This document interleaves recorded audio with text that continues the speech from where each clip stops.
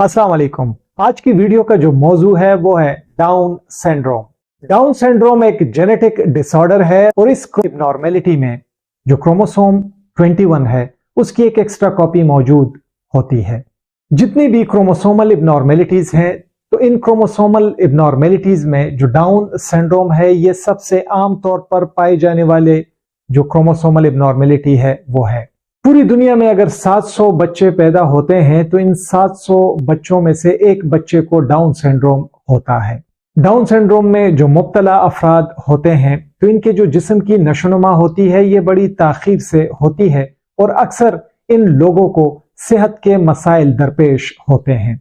लेकिन ये नोट किया गया है कि जो डाउन सिंड्रोम में मुब्तला अफराद होते हैं तो ये बड़े मुनफरिद होते हैं। इनमें मुख्तलिफ सलाहियतें होती हैं और मुख्तलिफ चैलेंजेस होते हैं। बात करते हैं डाउन सिंड्रोम की टाइप्स पर कि इसकी कितनी टाइप्स होती हैं। तो जो पहली टाइप है वो कहलाती है ट्राइसोमी 21। डाउन सिंड्रोम की जो सबसे आम पाई जाने वाली टाइप है तो वो यही ट्राइसोमी 21 होती है, जहां पर हर सेल पर एक एक्स्ट्रा क्रोमोसोम 21 जो है वो मौजूद होता है। एक्स्ट्रा क्रोमोसोम 21 की कॉपी मौजूद होती है हर सेल पर। दूसरी जो टाइप है डाउन सिंड्रोम की वो कहलाती है मोज़ेक डाउन सिंड्रोम। ये सबसे कम पाया जाने वाला टाइप है डाउन सिंड्रोम का और यहां कुछ ही सेल्स में जो एक्स्ट्रा क्रोमोसोम 21 है तो वो मौजूद होता है। इस टाइप में कुछ पार्ट जो होता है क्रोमोसोम 21 का तो वो दूसरे क्रोमोसोम्स के साथ अटैच होता है।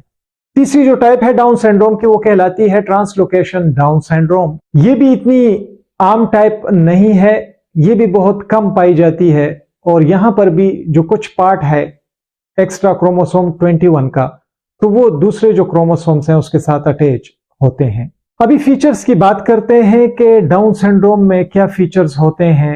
डाउन सिंड्रोम में जो मुब्तला फर्द होता है उसमें तो ऐसे लोगों के जो चेहरे के फीचर्स होते हैं वो फीचर्स बड़े मखसूस होते हैं। जैसे जो चेहरा होता है वो दबा हुआ होता है, फ्लैट एंड फेस होता है।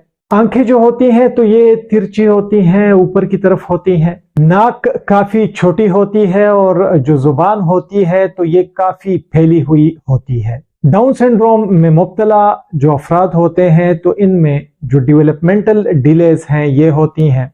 इंटेलेक्चुअल डिसेबिलिटीज होती हैं, मसल टोन लो होता है और कुछ सेहत से वाबस्ता जो मसाइल हैं वो दरपेश होते हैं, जैसे कि हार्ट डिफेक्ट्स और जो विजन के मसाइल हैं, प्रॉब्लम्स हैं वो भी होते हैं। काजिस की अगर हम बात करें कि क्या वजह बनती है डाउन सिंड्रोम की तो इसकी जो सबसे बड़ी वजह है वो यही जो एक्स्ट्रा क्रोमोसोम 21 है तो इस वजह से ये डाउन सिंड्रोम होता है और ये एक जेनेटिक एबनॉर्मेलिटी है।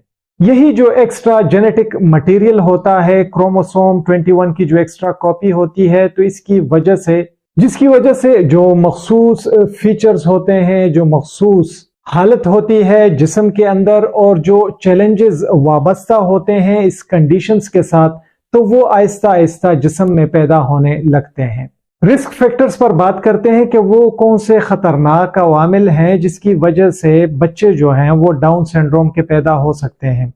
तो काफ़ी सारी स्टडी इस पर की जा चुकी है और उससे एक बात ये सामने आई है कि इसका बड़ा गहरा ताल्लुक है। अगर माँ की उम्र ज़्यादा होती है, अगर उम्र 35 साल से ज़्यादा हो तो ऐसे ख़वातीन में जो बच्चे हैं तो ये कहा जाता है कि ख़तरा होता है कि वो बच्चे डाउन सिंड्रोम के पैदा हों। ताहम ये भी देखा गया है कि ज़्यादातर जो डाउन सिंड्रोम के बच्चे पैदा होते हैं तो वो जो जवान माएँ होती हैं उनसे पैदा होते हैं, क्योंकि ऐसे ख़वातीन में ये एबिलिटी होती है कि वो कसरत से और ज़्यादा बच्चों को जन्म दे सकती हैं। तो ये भी एक वजह बताई जाती है डाउन सिंड्रोम की। अभी आते हैं डायग्नोसिस पर, लेकिन सबसे पहले डाउन सिंड्रोम के लिए स्क्रीनिंग टेस्ट क्या किया जा सकता है जिससे पता चलाया जा सके कि बच्चा जो है वो डाउन सिंड्रोम का है या नहीं है। स्क्रीनिंग के तौर पर जो डायग्नोसिस की जाती है डाउन सिंड्रोम के लिए वो कहलाती है non invasive prenatal screening NIPT और ultrasound examination. Non invasive prenatal screening में मां के खून में जो सेल फ्री DNA होता है तो उसको देखा जाता है। جس سے پتہ لگایا جاتا ہے کہ کہیں رسک تو موجود نہیں ہے کروموسومل ابنارمیلٹی کی، جس میں ڈاؤن سنڈروم بھی شامل ہے۔ البتہ الٹراساؤنڈ سے کچھ مارکرز کا پتہ لگایا جا سکتا ہے جس کا تعلق ہوتا ہے ڈاؤن سنڈروم کے ساتھ، جیسے کہ اگر الٹراساؤنڈ میں دیکھا جائے کہ جو بچہ ہے ماں کے پیٹ کے اندر، اس کا جو بیک آف نیک ہے وہاں پر بہت سارا فلوئڈ موجود ہے۔ اس حالت کو نیوکل ٹرانسلوسنسی کہا جاتا ہے۔ ابھی آتے ہیں ڈائگنوسٹک ٹیسٹ کی طرف۔ اگر اسکریننگ ٹیسٹ میں اس رسک کا پتہ لگا لیا جاتا ہے کہ رسک موجود ہے ڈاؤن سنڈروم کا، تو پھر ڈائگنوسٹک ٹیسٹ کیے جاتے ہیں جیسے کہ امنیوسینٹیسس اور سی وی ایس سیمپلنگ، جسے کوریونک ویلس سیمپلنگ کہا جاتا ہے۔